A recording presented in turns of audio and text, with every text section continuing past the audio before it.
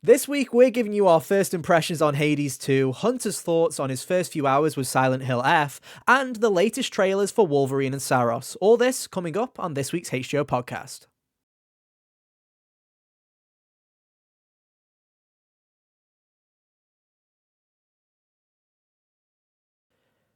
Hey, how's it going, everybody? Welcome back to another episode of the HGO podcast. I'm one of your hosts today, Ethan, and joining me, as always, is my good friend Hunter. Hey, Hunter, how you doing?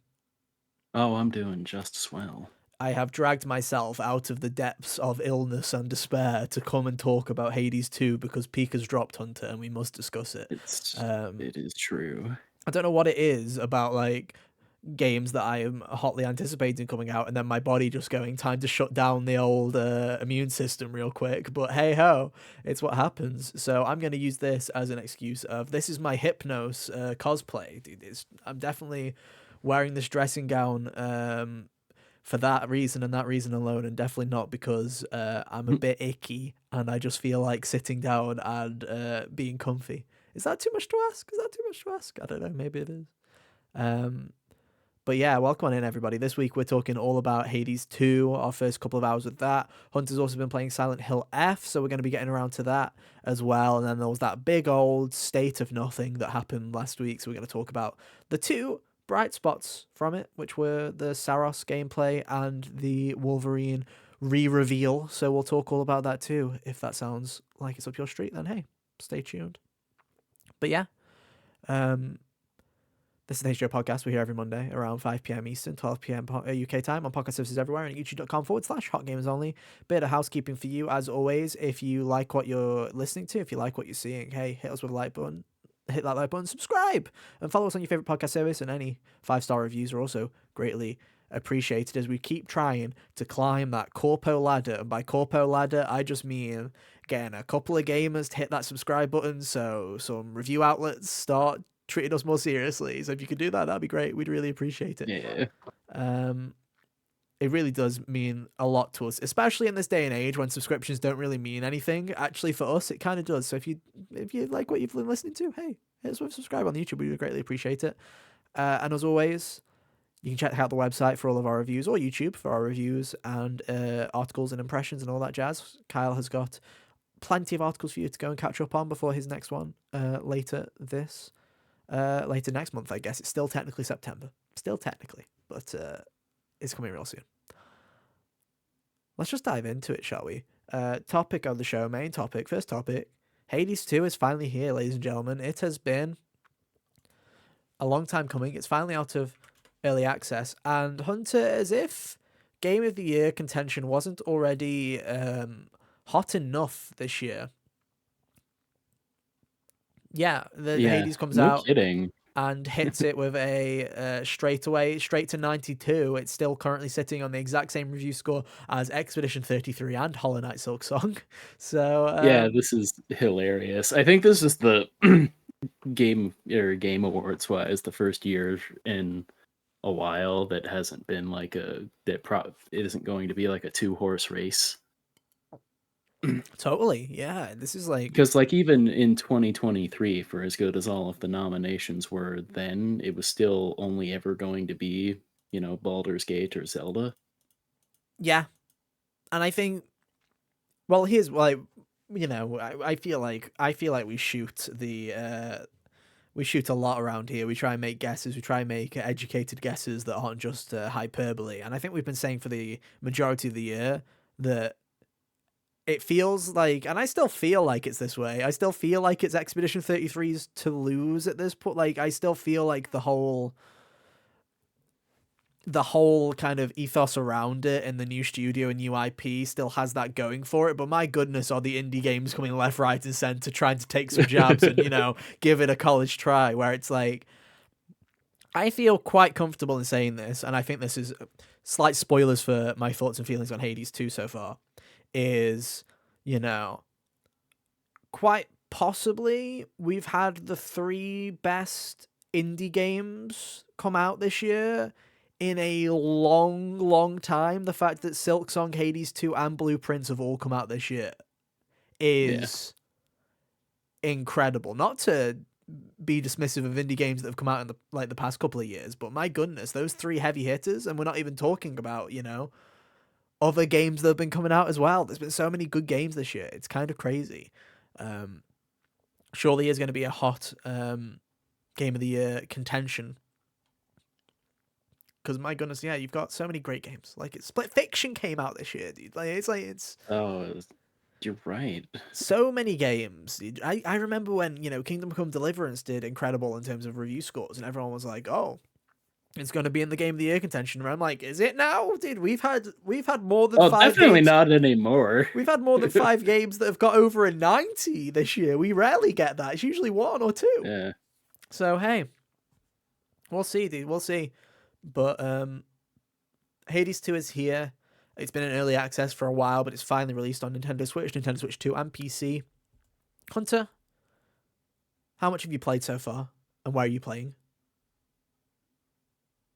Oh, he cannot hear me. I guess I'll start first then. You gotta love this Discord issue that hasn't resolved itself in a month.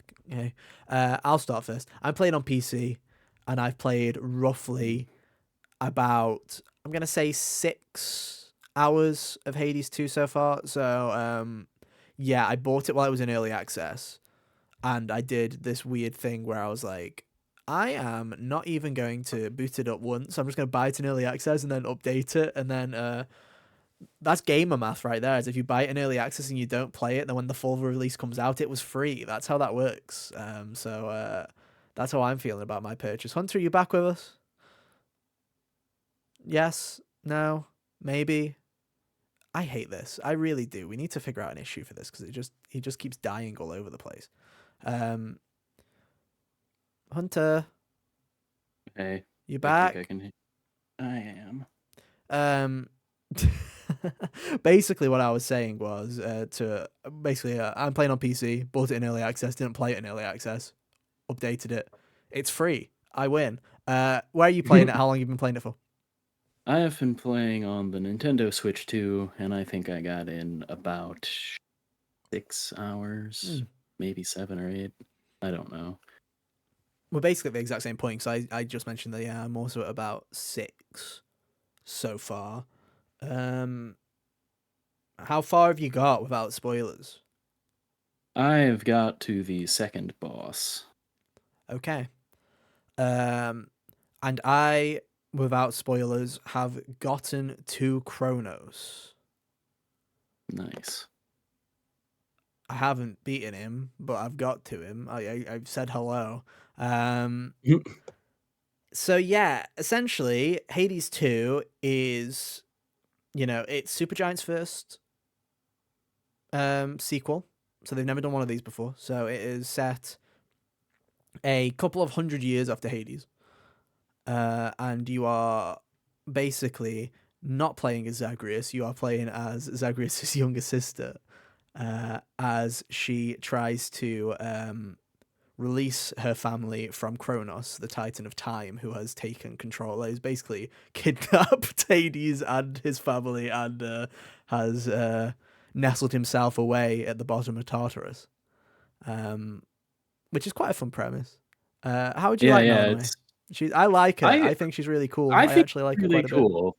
Like, there's a lot of subtle distinctions between her personality and Zagreus's, where she's a lot more like self-doubting and stuff. Whereas, Yeah. like, I think Zagreus's insecurities were only on display when he was interacting with Hades mostly. So that's a Yeah. fun twist on the dynamic there. But yeah, I think she's cool. I like all the characters in this game so far, as I was expecting to.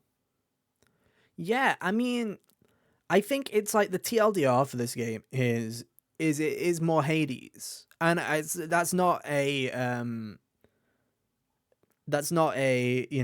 a critique or anything like that, because Hades 1 is fantastic, and this just feels like a bigger, better Hades in the best possible Yeah. way. you know for those of you who don't know, the story is basically that you are playing as Melanway, who is Hades' long lost daughter of Hades, and now that Kronos has taken over Tartarus, and Hades, Zagreus, and what is it? Who? What's the mum's name again? I can't. Persephone. It is Persephone. I should have more faith in myself, Hunter. Um, they've all been kidnapped essentially by Kronos, so it is up to Meloe to go back down to Tartarus, get Kit Kronos out, and basically restore Tartarus to its former glory, restore her home.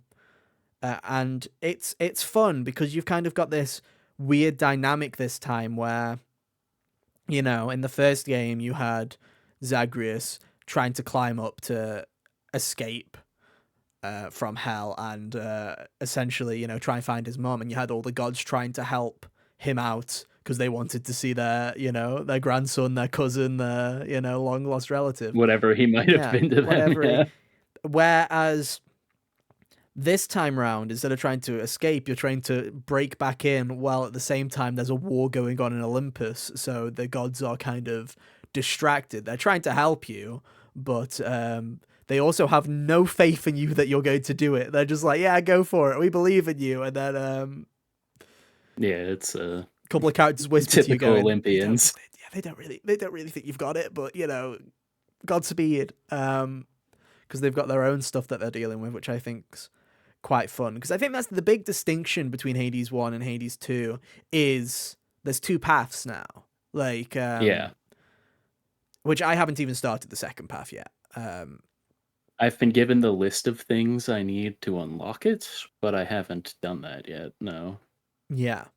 So you basically have a choice as Mel that you can either, again, do you want to go and try and attempt to save your family, or do you want to go and try and help the gods of Olympus and free them from their war so that they can help you more? It's like, it's a cool little dynamic of, if you're getting your butt kicked in one path, you could go and try another.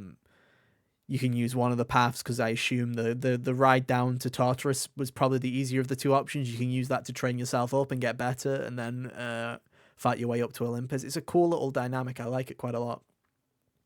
Yeah. I think the thing that I'm enjoying a lot this time is there are a lot of characters here that in the first game, you interacted with a lot of characters just through boons. Whereas in this game, there's a lot of characters that aren't, and even characters that were boons in the first game are just showing up in the second game as actual characters that are running around, and you can interact with them, which I think is really fun.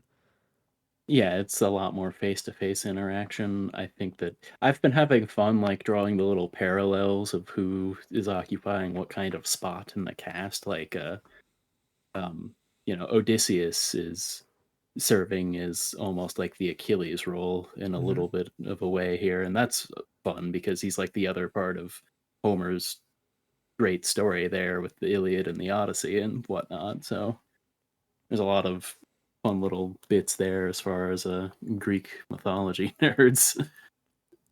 Yeah, it's fun, Obviously, you've got Hecate, who is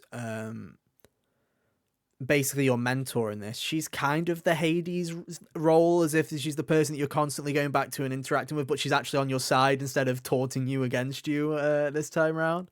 It's like a combination of the Hades and Nyx role in a way, and it's really cool. Yeah. And then, there are a ton of other characters that you meet, obviously. So there's just a lot of interesting stuff this time. It's like Charon is actually a bigger deal this time. Like, he was there in the first game, and he was your shopkeep. He helped you stuff, but he's actually He has like tactical importance now. Yeah, he's got narrative importance this time, which is fun. And it's just like, from a story perspective, I like the original story of Hades. I don't sit there and, think about the story. I like the Hades and I like the characters a lot, and I think the arc to it's great. But the real hook of Hades is the gameplay loop, and it is just doing that one more run and getting it done. And I enjoy listening to the story and hearing stuff when I get to it, but I'm not necessarily playing for that. I'm playing for that fast-paced action and seeing if I can beat the run and up the stakes and stuff like that. But in this game, I am enjoying how I feel like the story's a bit better paced this time. I feel like there's more, other than, you've just Zagreus wants to get out is the main point of Hades 1, where it actually feels like there's more to the story this time, where it is like, yeah, you're trying death to Kronos, but also all this other stuff's happening, and you're being pulled from both sides. It feels like there's a lot more to Yeah. kind of chomp More at. is unfolding at like a quicker rate where uh it feels like a lot of the development of the first game's story was almost gated off by making it to Persephone the first time, Hmm. or losing enough to have them start throwing some of the extra stuff at you. Yeah, I yeah. remember when my brother got the first one on PlayStation, he had not beaten Hades yet, but was being hassled by like Electo or one of the other Furies. And I'm like, who? I Hmm. didn't know I didn't know anyone besides Meg would bother you before you beat him. Yeah, and I think, the gameplay is really fun. I think the big difference between Hades 1 and Hades 2 is you now have this magic. You have Mel's a mage, so she's got a load of magic that she does enchantments and stuff like that. So you've got a load of extra kit on you, which Yeah, makes it feel a lot more frenetic than it used to do. It's like it's very kind of, there is a lot going on a lot of the time in these dungeons. The second area of the game, which is, all aquatic, there are like dozens of fish that are attacking you, and you're like, oh gosh, gotta keep track of all these people, and there's explosions going everywhere, because if you get a boon where everyone starts exploding when they die, there's just chaos ensuing everywhere. So you just kind of, uh, R.I.P. to the people playing this on the Switch One with that boon. yeah, I don't know, maybe. I mean, to be fair, I think it'll be fine because this game runs fantastic. There's no issues, obviously. Dude, this game is that well optimized. It runs on my PC. My graphics card's fan doesn't even turn on while playing. It doesn't even notice that Oh it's my being god, used. So, and this is bunch at of 4K wizards. max. Yeah, so it's doing great. So I assume that on the Switch one, I'm sure it's doing fine. Yeah, But yeah, the magic, I really like the way the magic feels. It's very intuitive. It is just, tapping the buttons is your standard attack like it was in Hades 1, but now instead of having these charged attacks that were like in Hades 1 where, you had like the shield charge and the bow and arrow, now you yeah, have these magic spells that cost MP to charge. But then the beauty of Hades is you're making these builds, and a lot of the time you can get these crazy builds where every attack that you're doing is costing 7 mana, and you are getting 8 on every successful hit, and you're just absolutely yeah. going to town. So it doesn't feel like a restriction Yeah, too and you don't much. have to absolutely like get a broken build to make good use of the mana anyway, because it resets every time you go into a new room, so it's built in a way that encourages you to make use of it as much as you can. Yeah, it's not you're not balancing it out really as a resource. It is more just, using it as much as you can in the room and keeping, it topped up as much as possible. But it's quite fun to use. You got a favorite weapon so far? Oh, so I haven't unlocked the flame wands or whatever those are yet, but I have really liked both the the knife and the sickle that she has in the artwork, or in most of the promotional artwork. I was Mm-hmm. shocked that that wasn't what she started with, because Yeah. that's what they've shown her with this whole time. So I was a little perplexed when they gave me the staff at first, but and then I also really like the axe. I think that it's hefty, and the spin to win charge attack is a lot of fun. I got a dataless hammer when I was using that one that let you move around like separately from the spinning. Oh, that's fun. So like you could still do you could still do other stuff while it was happening. So that's a lot of fun. And she like drags it behind her like she's holding the transistor. So that tickled me for that reason as well.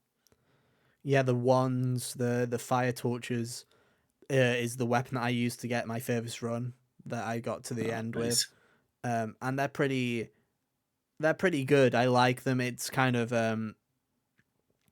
it's kind of like an old school mana kind of build where it's like you hold the square button, every third attack is a charged attack that costs 5 MP. So you kind of just it's very much a juggling act of just kind of, instead of, doing it's a lot more of picking people off and keeping your mana in check and stuff like that. But it's quite a fun build. I enjoyed it quite a bit.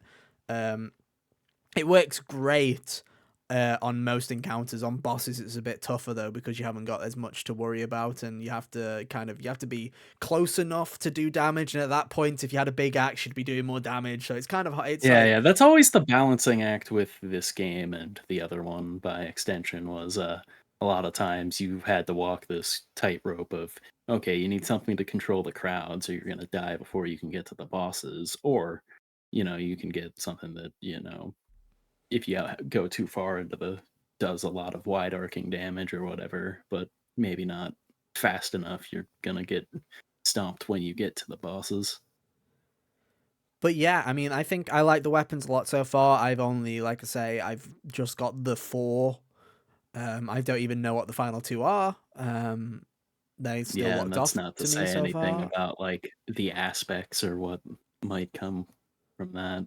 Yeah, 100%. And then obviously you've got a lot of inventory management this time. You've got resources that you have to collect. So obviously you had like nectar and stuff beforehand, but now it's like you've got quite a few extra resources that you bring back with you. You can mine ore, you can go fishing, you can get a load of stuff that it seems to be doing what Saros is to Returnal, where it's like they really want you to, if you so choose, you don't have to interact with this at all, but it's like for the player who played Hades 1 and was like, man, I'm enjoying this, but I really hate the reset to zero. That, there's these new ways where you very much can give yourself little nudges in the right direction so you're not starting from zero again. There's a whole new tarot card system where you can Yeah, the spend on tarot cards resources. seem to be doing it seems like that's going to have a much higher ceiling than the mirror did. Yeah, 100%. Um, but yeah, these tarot cards essentially you have so much you have so much essence that you can equip, and then you can equip these cards for X amount of points, and then you can kind of get your build. So it's like, increase your health by 3 every time you enter a new area. Like there's some fun little things you can do with that. And then obviously with these crafting resources that you can find, this is how in a similar way how you upgraded the House of Hades in the first game. You have this big cauldron in the middle which you can use to increase you can unlock different merchants and all sorts of stuff that can help you as you get further into the game, and I think that works rather well. Yeah, I think they do a good job at because like I think that sometimes in the first game with the number of gems you would need for certain things seemed like it was reaching the point of silliness for how little you would get if you go into a gem room. Yeah. But I uh I think this game does a better job at making that not seem so daunting. I mean, if I'm honest with you, I think this game just does a much better job of balance in general. I'm tend to there's no, I'm never feeling, and I think it's for better. In all honesty, the amount of times I used to get to Karen shop and I had no money to buy anything, and in this game more so, I have enough money to buy two of the three things, or even all of the things, and be pretty happy Yeah. with that. And I'm not sitting there going, "Oh, this game's easy now. I can buy everything from Karen shop," because there's enough of a skill gap from the first game where I'm like, okay, there's enough difficulty here where giving you more stuff doesn't inherently mean game is easier. And I like Yeah, that for sure. quite a bit. The amount of extra goodies that you get, um, I think is pretty good. You know, I have like one little irk, and it's something that you didn't experience, but I All did, right. where this game has got a soft difficulty curve on it, where if you do better in your early runs than the developers assume you should be, a character shows up. And I don't want to say who the character is or anything like that because I don't want to spoil the game. But basically, a character shows up who gives you a debuff that basically is like, yeah, every encounter, it starts off where it's like you take 20% more damage. And every encounter you do from this point onwards, we're going to add 5% to that. It sounds like a they gave someone the power of like the heat contract from the after you beat Hades the first time in the other Yeah. game. It's It's very kind of what funny. it feels like, but yeah, it's basically a slap on the wrist for going, "Oh, you've played Hades 1, haven't you? You're doing all right, aren't you?" No, we don't want you to beat the game straight away. And I'm like, fair enough, I understand it, but it kind of feels a bit scummy, where it's like I feel like I'm not doing anything wrong.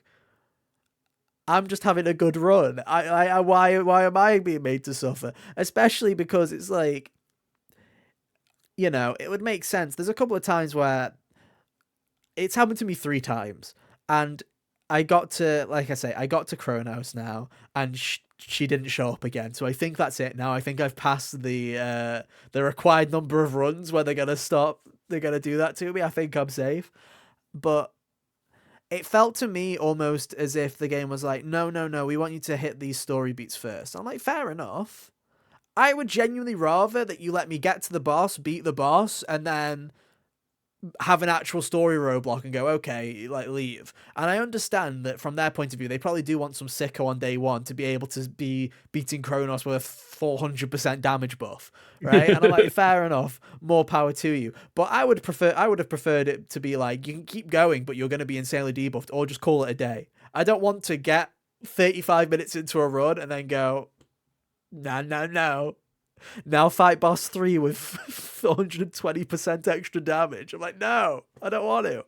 Because boss 3's a pain in the butt. Yeah, he Mm. tricky little guy. Um, but it's like, it's a mad little thing where I'm like, it's funny. But also it's a bit annoying. It sounds hilarious. I would have probably cracked up if it had happened to me. I'd be like, oh, that's messed up. Dude, it was funny because it happened the first time. I was like, oh, this must be a story beat. This character's just annoying. She shows up here and then I'm going to have to fight her later, similar to how Like the Minotaur, and if you go into the certain and Elysium. yeah, exactly. Yeah. Um, or sometimes you have to do those challenges with the assassin where it's like get more kills, and I thought it was going to be one of those things Oh where yeah. that character just shows up all the time. But instead, it's just, oh no, okay, and then the next run, oh, she doesn't show up there. Oh, she's in the next area. Okay, she's in area 3 this time. I'm like, oh, okay, I see. You're kind of trying to gatekeep me here, right? I like that it played like the long con with you too, where it was every other area instead of just showing up every time at the same place. Yeah, I think the only time that it was very annoying to me was when I got to area for the first time. She did the thing. I was like, okay, fair enough. I die at the boss. I'm like, oh well, maybe next time. Because the past time she didn't show up again in the area when I returned the second run. So I was like, oh, if I return to area 3, she's probably not going to be there. It's just to slow me down a little bit so I don't beat each area on the first run. That's probably what they're trying to do. Got you. Get to area 3 and she's there again twice in a row. And I was like, now this doesn't feel fun. This feels like I'm being told that I'm doing too well and that I need to stop. So in my head, I was like, am I just stuck here now until the story says I can carry on? Like, what's happening here? And then the third time I was fine. It was just very weird. And not in a bad way. I was just sitting there going, I just kind of wish you just let me be a little bit. Fair enough. You think I was really going to beat the final boss first try? Like, really? No. I definitely wasn't. Do you remember Hades from Hades 1? He was a pain in the butt. So, that's like my only little annoyance that I've had, but it was a perfectly fine little thing in the end. I'm like, fair enough. But no. For the most part, though, I'm liking it quite a bit. I like the variety in comparison to the first game. I feel like every kind of zone in this first run has its own identity a lot more than the first game. The first game was just like everywhere was kind of the same, but it was like you've got your normal area, then you've got your fire area where you have to avoid the fire, and then you've got the Elysium area where everyone's rapid, and then you have the final area where you just kind of want to rush through it because you really want to just see if you can beat the final boss. Whereas Yeah. this game feels like the first area is a tutorial, but then the second area is really close quarters, so you're really kind of fighting for your life a lot. And then the third Oh, area yeah. is the exact opposite of that, where it's quite big and there's multiple things for you to, and I like that quite a bit. It feels a lot Yeah. more varied on its path, which I think is cool. Yeah, which is exciting since there's a whole other path to go look at too. See what Yeah, else they do. But yeah, I really like the second area as far as just the atmosphere of it is very pleasing to me. yeah, it's good. The yeah, like the just whole vibes there with the humming and the song getting closer and all of that. Very well done. Yeah, I mean, I'm liking this game a lot so far. I think it's fantastic. It is more Hades, but I mean that in a good way. Um, it's very addictive. I have played for 6 hours and it doesn't feel like I've played 6 hours of a video game. It feels like I have just scratched the surface, which is always a good thing. I'm interested in where the story goes. I'm interested to see how far this game goes, because whole second path, that's exciting. I have a feeling that something might happen after you beat both paths, because I'm like, it'd be very weird if like you're telling me I can go and beat Kronos and then go up there and do that and then I'm done. I'm like, I don't know. I feel like Yeah, it doesn't I feel feel like you're gonna like go down it's to Kronos and then Kronos is like, no, no, no. Now you gotta go and do the other path and then you've got to do like all of it back to back to back and then you're like, oh, I don't know. We'll find out. yeah, yeah. It's like there's gonna be some trick up their sleeve, and I'm interested to see what it is. But yeah, I assume you recommend it, Hunter. Shocker. Hunter With recommending a every super chat fiber of game. my being. What a shocker. He'll probably have already bought 5 copies for other people by the time this podcast goes live. But yeah, it's very fun. It's very cool. Go and check it out if you're up for it. I'd highly recommend it on Switch, just because I think that portability factor is really cool. There's a part of me that's like, oh, I kind of wish it was I had it on Switch, because especially because I'm ill at the moment, I'd just like to lie in bed and keep playing it instead of having to come down to my PC and playing it there. But Yeah, it's the first game I've actually used undocked. Where while I've been sitting over here waiting for recording and stuff, just sitting here playing the game while I'm chilling out. yeah, it's good. It's that good stuff. Um, yeah, crazy, crazy, crazy stuff. Crazy year for video games. It is a crazy year, indeed. But yeah, shocker, 82 lives up to the hype. Who would have guessed that? Who would have had that on their bingo cards? Oh wait, everybody had that on their bingo cards. Everybody, and then especially anyone who was already playing it in the early access, that was like, yeah, they did it pretty good, didn't they? Yeah, it's very good. It's very good. Um, and I'm happy that it's very good. Anyway, that's not the only game we're here to talk about though today, Hunter. We're also here to talk about Silent Hill 4.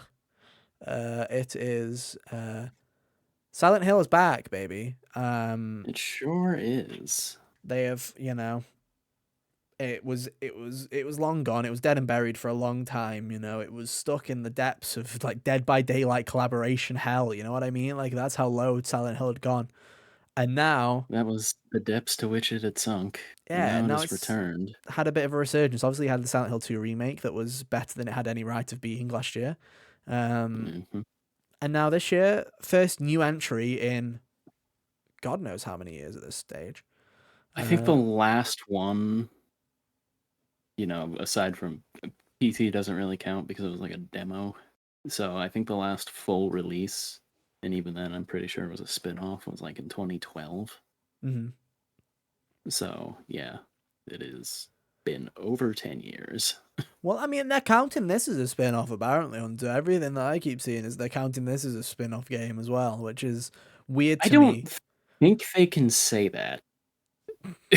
you know? Yeah, Like it's like you can have other it's a you standalone stopped spin-off. using It's the number just say it's system just say it's a after standalone entry. Don't say it's a yeah, spin-off just because it's a different thing. Like, it's not a yeah, like completely they different stopped using genre, is it? It's still a horror game yeah. with foggy, weird, creepy stuff happening, going around. What? Just Yeah, it's weird, but Konami doesn't remember how to make games anymore, so they're rusty on how to talk about them. So, True.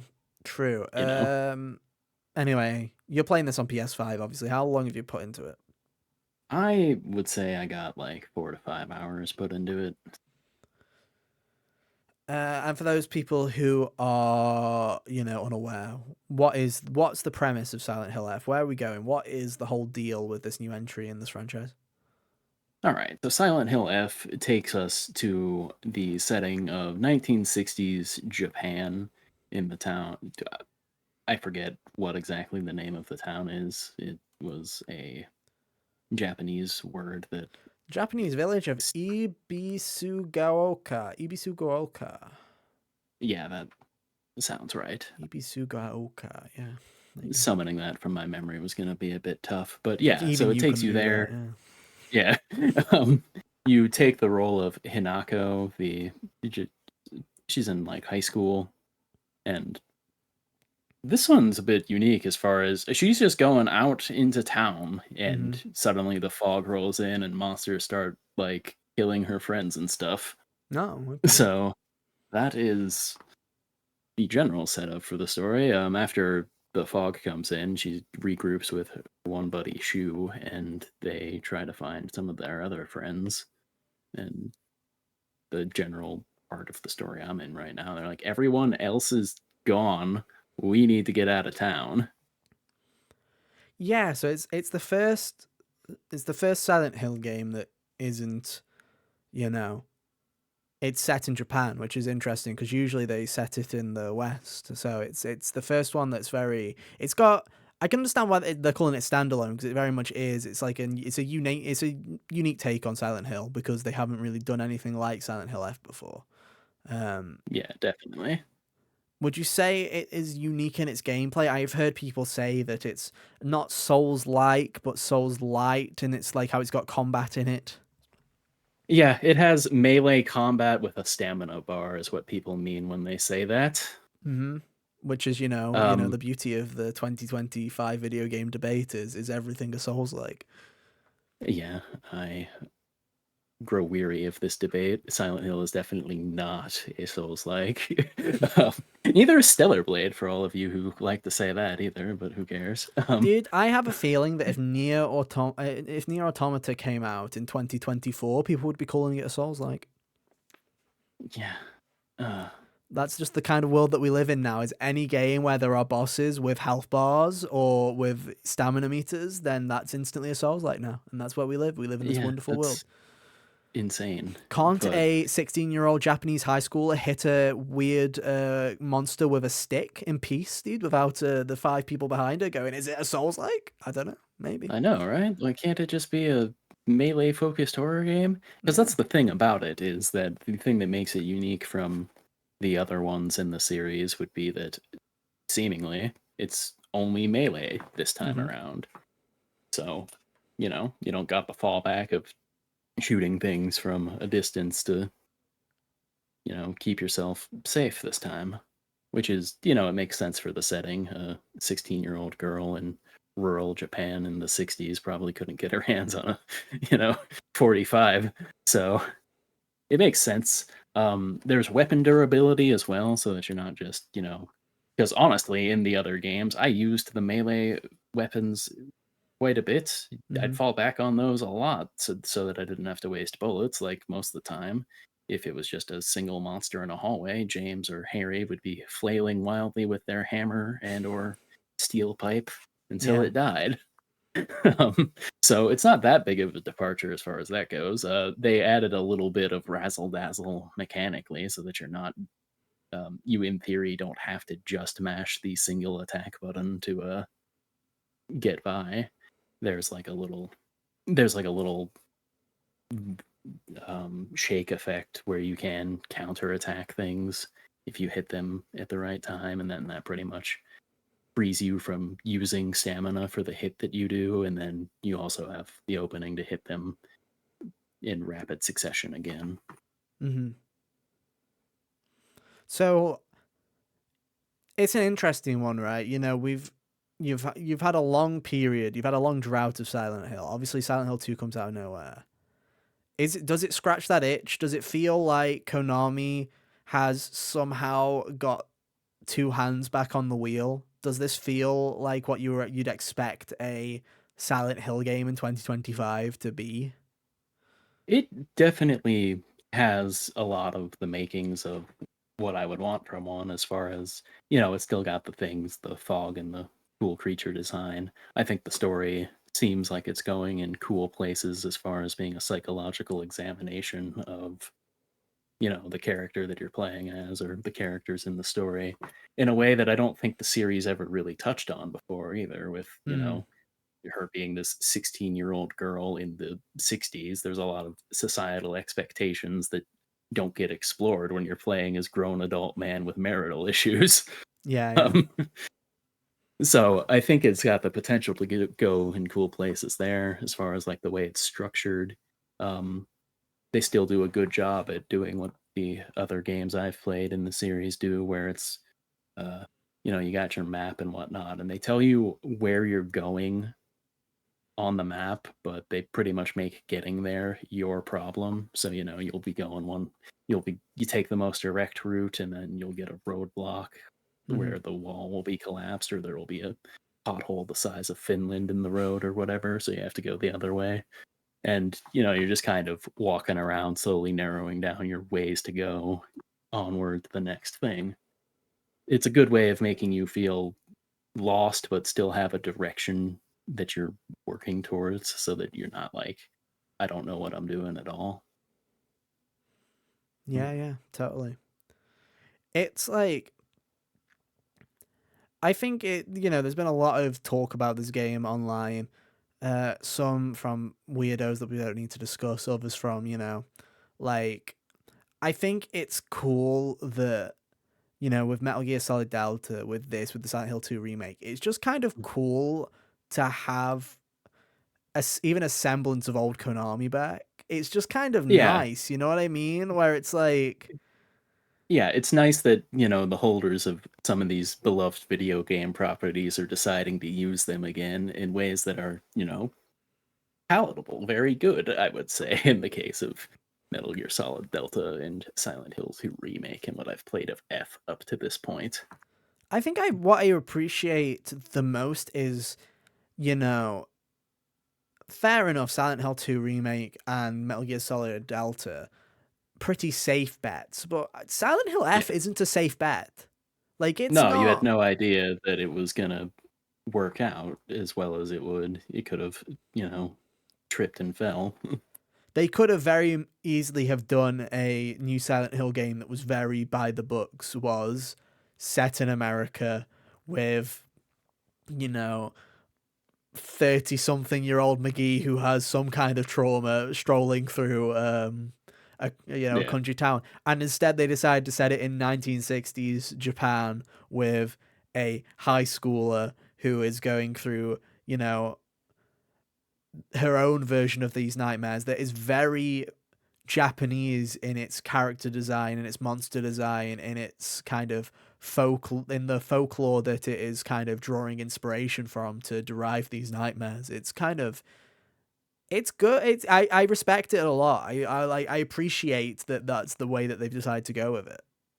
Yeah, it provides a really interesting spin on the series as far as Silent Hill is obviously a horror series that comes from Japan, but it's Yeah. very much in their origins was Japanese people trying to do like their own spin on, the likes of Western horror like Stephen King and all of that and Yeah. Twin Peaks. And that's where all of the weird that's what made it unique and from other Western horror games that we would have is Japanese people were making it and it was kind of their interpretation. So it's cool to see the series do its own take on like the more Fatal Frame type of ordeal with all of the iconography and all of that. I think that it's cool that, we have one that's like this. It, while also maintaining like the general identity of the series as it was. It would have been really easy to just do a Japanese horror game that didn't feel like Silent Hill because of all of the reasons I mentioned that make it what it is. Yeah. I mean, it's like And to be fair, I think it's where Resident Evil has found so much success in its recent years is understanding what Resident Evil is at its core, but then also understanding that it's malleable. You can shape it into unique experiences, you know. I think for a long time before Resident Evil 7 came out, everybody had an expectation of what a Resident Evil is. Resident Evil 7 comes out and it's something completely new for that franchise, but it's still fundamentally Resident Evil. Like, you don't come out of it and go, Yeah. that's not Resident Evil. And I think the fact that Silent Hill can now look at that, you know, Konami can look at that franchise in the exact same way and go, okay, what fundamentally makes a Silent Hill game a Silent Hill game? And how is it malleable? What can we do? Let's take away, you know, bullet weapons and focus solely on melee combat. Let's do something that's a more historical take in somewhere that is, you know, more local to us. You know, it's like I like that they're doing that. I think it's pretty cool. Yeah. And like I wish just more franchises for, would do it. I don't know why it's just horror that's yeah. in this kind of loop at the moment, but I wish there would be a bunch of other franchises that would take a look in the mirror sometimes and go, what can we do different? Yeah, and like it makes for a really cool like visual contrast, especially when you just had another one last year where it Mm-hmm. is, you know, a lot of Silent Hill 2 was, or even 1, more industrious as far as the other world and where it was blood and rust and all of that. And Mm-hmm. then with 2, it was like waterlogged and dilapidated. This one is very much got the red, like chrysalis flowers and stuff mixed in with a bunch of organic material and stuff. It doesn't have the same kind of vibe when the other world comes into play in Yeah. a way that, you know, still very much off-putting and weird as far as all of the monsters you're encountering and the stuff it's making you see, but distinct in its own way that's really cool. It's more organic, yeah. Yeah. It's cool. But yeah, I take it you're enjoying it so far. Yeah, I've been liking it so far. I'm interested to see where it's going. Hell yeah. Um, Good stuff. Like I say, it's good that, like I say, I'm happy that Konami is doing something that isn't just pachinko machine. So it's like it's pretty fun. Hey, when's that Metal Gear Collection Volume 2 coming out? Am I right, Konami? I Imagine. sure would like to know. Imagine. Imagine. Um, I think it's interesting because it's one of those things where it's like with Konami, it's like I'm glad they're doing new stuff with Silent Hill. I'm glad that that's going to continue. Obviously, Bloober's doing a Silent Hill 1 remake, and I'm sure they'll do Silent Hill 3. They'll probably complete the trilogy at that point. Um, I could see them going as far as 4 mhm. because that was like people write off 4 because I guess they were starting there was fatigue setting in by then, but that was like the last one that Team Silent had done, and Mhm. then it got passed to the Western developers, and that was part of what made PT such a big deal, aside from it being Kojima that was in charge of it, was for, you know, the PS3 generation and all of that. That was just them passing the ball to the Western developers and Yeah. them not really understanding what to do with it. Mm, So totally. it coming back to Kojima there was interesting for that reason, as well as just it being Kojima was making a horror game. Yeah, and he's And still now, making like it. poetically, yeah, poetically, now we've got like the hilarious, even further correction with Silent Hill F being just Japanese horror. Yeah. And the irony of, you know, Konami bringing back Metal Gear, and then Kojima is like, okay, I'll do one more for the road, dude. I'll do Fizzin. I'll do one more Metal Gear for the road. Um, Dude, that artwork he showed of it the other week looks really cool. Dude, I think it's very funny that there were people who were going, okay, guys, is it Robert Pattinson? Is it? Because that's like what everyone's theory is currently, that it's going to be Robert Pattinson because he keeps People really hanging out. want that guy to be in a video game. Yeah, it's because they keep hanging out, dude. It's like it seems that, you know, Pattinson is clearly Kojima's current man crush, Mhm. so I think that's what's going to happen. So it was like either that or some people like it looked like Eddie Redmayne. Like, that's a very weird choice as well, but you know, it will be some celebrity, I'm sure. But yeah, good to see Silent Hill back on its feet. Hopefully, it stays that way. We'll see. We'll see. You know what Bloober's like? They went straight back with Kronos to making their usual quality. So It's like, hopefully, whenever they're working on Silent Hill, they're backing the quality up again. But we'll see. We'll see. Anyway, let's round this out with some state of play news and information. So obviously there was a state of play last week. Nothing really happened. Let's be honest. We're not doing a whole reaction and review because, quite frankly, I think, you know, and Hunter, correct me if I'm wrong here, but I think we're all under the agreement that state of plays are not worth anybody's time now. Like, no one cares about state of plays. It really does seem that, you know what's funny? It always seems like the pendulum swings back and forth with these, where I think the one we got earlier this year was pretty good. This one, not so much. Yeah. So it's like there was a lot of nothing in the middle, really, and then so we're just going to talk about the two big hitters. That Sony has announced their 2 games for next year because they remember, guys, they do 2 games every year.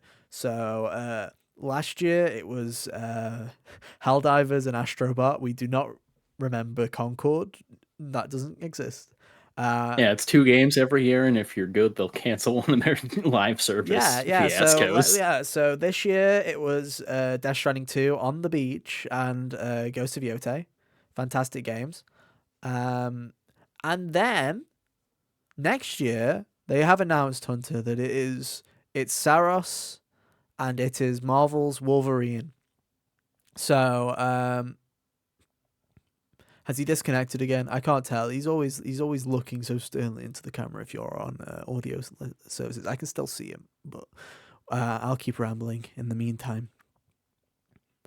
But yeah, so I say we start with Saros. Saros was the game that was first up in the state of play. They showed roughly about 5 minutes of new gameplay of Saros. And the TLDR on Saros is Returnal 2. Returnal is here, and it is a game starring Rahul Kohli, where they have swapped the twisted machinations of a weird alien planet with a sand dune planet instead. So that's what we're doing this time around. And yeah, I mean, this game looks fantastic. It looks like more Returnal. Like, that's the thing, is it looks like a more refined Returnal, which we've just been talking about with Hades 2. They're not a bad thing. Not a bad thing whatsoever. Not a bad thing at all. Especially, like, I don't know, if they fine-tune it in a way that, not necessarily that I want them to dilute what made Returnal so good down for more people, but I would love for them to get the recognition that Returnal deserved with this one. No, I agree, because it's like, if you're new to the podcast, I had this very weird relationship with Returnal where I finished it. I even platinumed it, and the reason that I platinumed it was because I beat the game so damn quickly, just because I got a couple of really lucky runs. So I finished the game in about 10 hours, 12 hours. So I was like, I'm just going to keep playing because this game's great. And it always sucks to me knowing that there are so many people who played it probably, like, in the end, I played it for about 30 hours getting the platinum. Like, I had a blast playing Returnal. But I know that there are people that played twice as long as I did and never finished it. Yeah. And I'm just like, I understand it. I'm all for a good challenge. I love a good challenge in a game at times. But, I do understand people's frustrations with the original Returnal, because there is absolutely no kind of bounce back system. There's no picking yourself up. There's no, I'll get a little better. You take your knowledge with you, but there is, you're straight back to square one. There is literally nothing carrying forward with Returnal. So the fact that Saros is, it's, the tagline is come back stronger. So it's like, they're going all in on that. Okay, you may have a bad run, but you've earned this or you've done that, so you can have a little bit of a one-up again in the next run. And I think that's pretty good. I like that system. I think it works pretty well. Especially because if you don't jive with it, don't interact with it. If you don't want to... you can just not take any of those and fight it as it was. If you don't want a Death Defiance, then don't have the Death Defiance, It's just like, it's an option. It's not a compulsory choice there. Um, but I think this gameplay looked fantastic, Hunter. Yeah, yeah. I like the little bubble shield they had. Makes it was a cool thing to show off as far as like, it taking the damage from that will bounce back into like what seems to be what that game's alt fire kind of shot will be. Yeah, yeah. They're still doing stuff with the triggers, the weird haptic triggers. They're still doing half presses and stuff like that, which fair play. It kind of worked. It worked when you were in there, like in the game. It was like it felt like year one of a new console where people are using the controller in weird ways, like when you're tilting the controller sideways and Infamous Second Son and shaking it like a spray card, you Yeah. know. But I'm like, oh, okay, we're doing this again. Okay, we'll see if it works any better this time. But I think it's cool. It looks like, you know, I like the narrative of Returnal. I think it's got a really cool atmosphere, but you know, you do really have to go digging to try and figure like a lot of it out. Um, Yeah, there's pretty much you're left alone with just the developing insanity of a single character in that game, whereas it seems and a like there's house going to and an be a little more. astronaut. Yeah. Yeah, where and I do think that the story of Returnal was really cool for what they were doing, but it seems like Oh, they're totally. broadening that. Like there's, he had the little AI thing that he was talking to at the very least, which I had like a knee jerk response where I was like, "Ugh, don't like that." Just the idea of having something talking to you while you're playing, I was not thrilled with. But by the time it got to the end of showing me that, I was like, it seems like they know what they're doing. Yeah, I'm interested. I think it's very weird to me because again, it's Returnal 2 in spirit, essentially, with a new story and a new cast of characters, which I think is great. I think it's going to work well. Um, I think it's very weird that we're doing, and this isn't Housemarque's fault. I just think it's very weird that we have Returnal, now Saros, and Intergalactic's premise is also crash landing on an alien planet, like a Bermuda Yeah, Triangle kind of thing. I'm like, Sony's doing a lot of that in their first party right now, and I'm not blaming anybody at Housemarque here. I'm just sitting there going, yeah. "Yo, Naughty Dog, do you have a unique idea? You This maybe? sucks for you, Naughty Dog, because it's probably not going to be as good. Yeah, I hope it is, but yeah, so far we've not, so far we've heard nothing.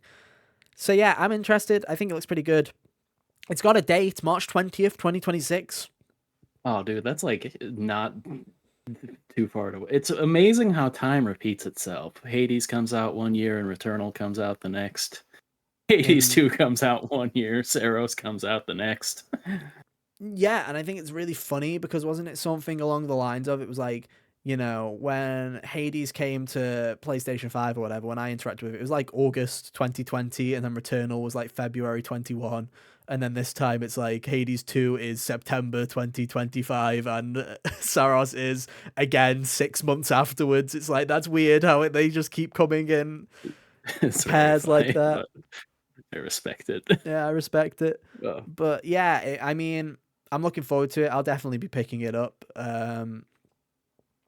Yeah, good stuff. The other big thing was obviously Wolverine, Marvel's Wolverine, finally re-revealed, finally confirmed to be fall 2026. And the TLDR, it looks good. It looks like, I've been describing it to you, Hunter, as it's Wolverine Uncharted. That's what it looks like to me. It looks like a linear story adventure yeah. with good old Wolvie. It looks good. It looks fine. I'm not a huge Wolverine fan. If you want to take it away from here, Hunter, I'm more than happy for you to take it away. Yeah, Wolverine has always been one of my favorites as far as Marvel's side of their output. Although I'm not going to say that my taste in that is super broad I as do far just want to, as yeah, I will interject here and just say that I didn't mean that in a demeaning way to Wolverine. I'm not a huge superhero guy. Like, yeah, I watched the Marvel movies up until Endgame, like everybody did. That was a very normie behavior. And then, in terms of superheroes, it's like I'm very normie, where it's like I loved Superman as a kid. Not Superman. I loved Spider-Man as a kid, and I loved Batman as a kid. Those were the two that I liked, like the most basic picks that you can, muster. So when I say I don't care about Wolverine, it's just I've never cared for the X-Men. I've never watched any movies. I'm gonna play this game and I like him enough, but I'm not a huge superhero guy. We should have got Kyle here because I feel like Kyle likes Wolverine, but I oh don't well. know. I feel like he even if he did, it's not. I don't think it was. I don't think this was enough to make him like interested in playing the game. True. But yeah. So it's cool to see him. I'm glad that we'll get to the copious amount of details they put into the game, Hmm. uh, spec wise in a minute. But I do like that it is they're true to the violence that he can cause, although a little perplexing that it seemed like he was still mostly dicing through people with robotic limbs, but whatever. um, Maybe only so much gore. Maybe I wouldn't be surprised if I'm honest with you, if for a lot of that stuff it was less of, oh, we don't want to do too much gore. I wouldn't be surprised if it's from a getting the game done perspective, where it's like, hey, destruction to robots might be quicker to quicker to animate than destruction to humans in a lot of these scenes. So I bet you that'll be something, because this game's had a rush development. It's changed yeah, hands, it's changed directors. It wouldn't surprise me if they were just like, hey, maybe add some robots. They're probably easier to animate. yeah. I wouldn't be shocked. Or there's probably some kind of storyline reason why they have to be Oh yeah, there'll be robots some because vibranium, Wolverine. Wakanda. Yeah, Yeah, Wolverine's too strong for regular people to handle, or something like that, yeah, true. etc. But yeah, the big set pieces look interesting. Seeing some of the stuff he was doing was cool. As far as I think they made like his diving stab attack that you see him do with his scream in the movies Hmm. looked cool. Like I hope that works out as far as being fun to pull off. That'll be the thing. Is I hope that as far as when you say that it's like I hope they did something to make the combat engaging beyond just the typical action adventure push square, but with knives on your hands The now. Arkham combat style. Yeah, Yeah, I think the interesting about this is, from the looks of it, it seems to be very linear. It seems to be going for that Uncharted. I would guess that Uncharted 12 to 14 hour story. That's what my assumption is going into it. And it is interesting because the amount of that game that is just cover shooting, like Uncharted, and it's yeah, like that slows you down because you it got to slows sit you there and down, and it's like I don't think Arkham style combat will slow you down that much in a I linear guess it would type depend. environment. So Yeah, it would depend on like if they threw waves upon waves at you every time, but then that would come down to the whole. This would come down to like the whole hack and slash problem I receive when I'm playing games that don't know how to pace themselves, like Scarlet Nexus or Lost Soul Aside, where yeah, every two steps you take, you're suddenly inundated with another combat encounter that lasts for 5 waves of people. yeah, totally. Um, I mean, I'm looking forward to it. It looks pretty good.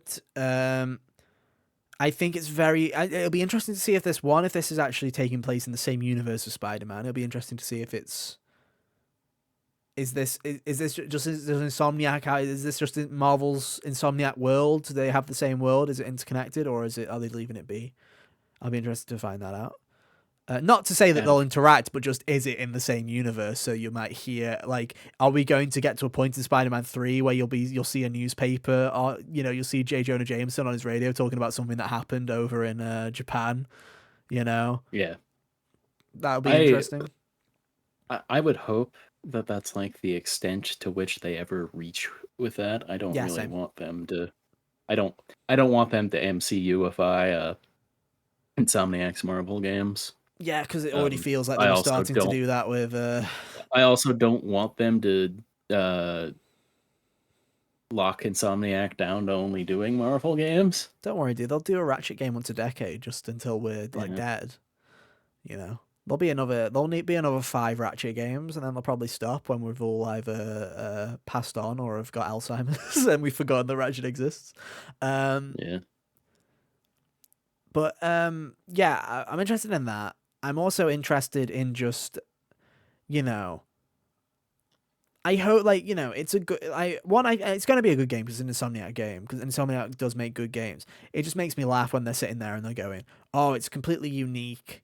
Look, the box art's unlike anything we've ever done before, and they've just changed the shade on the background. It's still a yellow. It's still a single shade colored background with a character pose on the front. It's like you're not changing anything. It's like they're like, look at this blood tech, and I'm like, it looks alright. It looks like the like I as someone who plays a lot of horror games, it doesn't look that special, Dude, you it's know? like I don't know.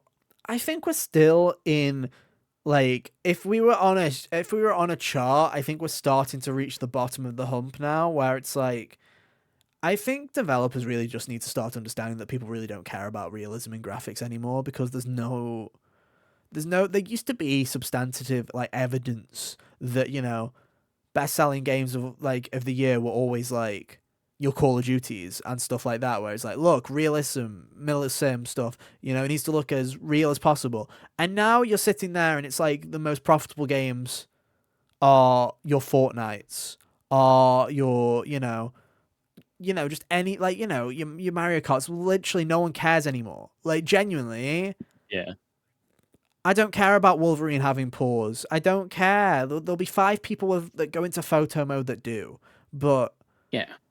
I don't care about the blood tech. The game looks good. Marvel Spider-Man in 2018 looked fantastic. If it looked the same as that but ran at 60, I'd be like, "Hey, I like that. That's pretty cool." I thought this was a good trailer. I like what I've seen so far. I just, the behind the scenes thing. I like these behind the scenes that they've started doing. They did it with Marvel Token, and they're doing it with this, and I think that's cool. I like it. Yeah. But I don't care about that. I don't care about the pause. I don't care about the blood tech. Why don't you give me a dev deep dive on the combat, or why don't you tell me what kind of game it is and what we'll be doing? Like Yeah. it feels weird that you're Or even like focusing. reference some of the stories you'll be pulling from as far as like what we're in for in that regard. We don't Yeah, really know that either. We just know that he's going to a bunch of places. yeah, totally. I like it. I think it's gonna be good. Is it Marcus Smith, the current game director, the current game director is the same game director that did Ratchet and Clank Rift Apart, which is a fantastic video game. I love Ratchet and Clank Rift Apart. Um, Yeah. it is one of the better Ratchet and Clank games, which is the Ratchet and Clank games are fantastic. But it's a really good game, and I have complete like I know that game's gonna be fantastic. I'm not gonna be sitting here. We're not gonna be sitting here next year when it's out and going, this game's awful. I have Yeah. high hopes for it. I Like just I think the minor worry is that it it feels like it could, when we get there, feel like it's just going through the motions of another Insomniac game. Like, because it is started it really? because it felt like that with Spider-Man 2. The second half of Spider-Man Yeah, 2 felt like we were going through the motions. And it's like, is and this what like, we're doing now? yeah, I don't want to just get to Wolverine and be like, is this? It just feels like Spider-Man without the open world now, and he's got knives on his hand. Yeah. But no, we'll have to wait and see. I'm looking forward to it. It'll be great, I'm sure. It's out next year, fall 2026, which usually means for them around September would be my guess. September or October, probably. Um, and yeah, those are the two big takeaways, really. Like I say, I think this is a discussion that we've had 6 million times on the podcast. Until we probably will have it another 6 million times. But it's like I'm looking forward to both. I don't sit Yeah, there and go, "Wow, I can't wait for the PS." I can't wait for next year for PS5 because we're getting this and this. It's like you get your 2 games every 6 months. yeah, Sony reminds you that they do make video games, and you're just kind of like, "Oh, okay." yeah. You get your 2 games and all the other things from other people. I'm gonna play on it, but Dude, and the crazy thing is, it's like one of those is out next week. yeah. Doesn't feel like it. Yeah, it's hilarious how like it's weird how not here Ghost of Yote feels like it's been as far as a marketing push. Dude, I would go so far to say is Ghost of Yote feels like it's never been here since it was announced. It just doesn't feel like, you know what I mean? Like, I'm, you know, I'm looking forward to giving it a crack and seeing what's up with it, but also at the same time, I'm like, I've not felt the vibe on this one, you know. And this is saying something. For all the hate that people give to Horizon Hunter, I felt it when Horizon was coming. I felt like it was coming. Yeah. Like, in spite of the fact that Elden Ring was coming right after it, I was Yeah. still jazzed to be playing It's on Horizon. screen right now, by the way. I still, really liked Forbidden West, and It for felt like it was coming any, out, whereas this game doesn't, yeah, which is very weird. But hey ho. I don't know. Maybe if there wasn't, maybe if September wasn't like chock full of other things that I was interested in, I'd be more yearning for this now. But And October's not much quieter. There's still a lot of stuff coming yeah, out. It's all fun and games. There was an article last week from the games business that was something ridiculous along the lines of 25% of single player games coming out this year released in September. And I'm like, that is what? mental. Yeah, it was like on the calendar year in terms of like, there was that many indie games and so many games that were actually coming out in September that it works out that it's like, yeah, 25%. I'm like, that's ridiculous. This is it. Really is. People were way too afraid of Grand Theft Auto this year. Totally, dude. And it's Totally. hilarious because it seems like all they did was run away into, Hades and Silksong aren't like near as big as Grand Theft Auto is. I'm not delusional that way, but like take Grand Theft Auto off the board and it seems like those are two of the biggest releases of the year. I mean, you say that, dude, and it's like, yeah, they are definitely not the size of, you know, a GTA, but you know, Hollow Knight peaked at like 370,000 concurrents. Hades 2 has peaked at like 104,000 concurrents so far, and it's like, these aren't small Yeah. numbers. These are Oh no, I multi-platform know. games, and this is just I'm Steam. It's aware. like, It's like it's just like comparing a continent to a planet oh is yeah, the true. difference is all. Like GTA will peak at like, well, it's not going to be on PC on day one, so you're not going to find out that number, unfortunately, that magic number, because it won't be on PC. But it's going to peak at something ridiculous. I would go so far to say it's probably going to sell like something like 10 million copies in the first day. Yeah, geez, yeah. Something ridiculous like that. I mean, I'll be there. I'll be standing in line going, knock, knock. Better be worth 13 years waiting of my life. Like, yeah. And over $100, yeah. And over, yeah, exactly, dude. When I'm handing over $450 just to play the video game. Yeah. I could buy an Xbox with it. Oh wait, no, I can't. No, you can't. By that point, they'll be $850, dude. They'll be sick. For the Series S. Yeah, that's crazy. Anyway, let's wrap it up, shall we? Thank you guys for hanging out with us. Next week, Ghost of Yotei. It is out. It is here. We'll be playing it. We'll be back and with our first possibly impressions. Final Fantasy Tactics if Kyle gets his copy on time. Yeah, I mean, Hunter might be carrying the podcast again because if my Ghost of Yotei copy doesn't show up either, it's going to be the Hunter's Ghost of Yotei Impressions episode. Fingers crossed. Yeah. Don't worry, I've played Lost Records, so I can talk about Lost Records next week as well. If we can finally get into that discussion if you want. I still haven't finished it as of recording this, but I'll finished it by that point. But yeah, we'll talk about more games next week, ladies and gentlemen. But that's all for now. Thank you so much for hanging out with us this week. We'll be back same time, same place next week for more, hopefully a little bit less sick. Fingers crossed. But until then, have an awesome week. And yeah, we'll see you next time. Bye. Doodaloo.